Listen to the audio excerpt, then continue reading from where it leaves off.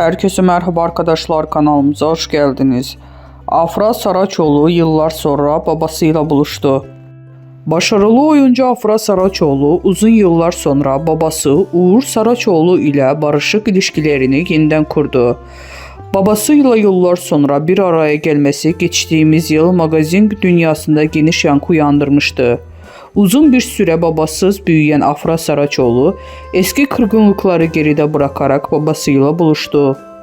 Afra Saraçoğlu, "Annemle babam ben küçükken ayrıldılar. Babamla 2 kez görüştüm ama sonrasında bir daha hiç haber alamadım.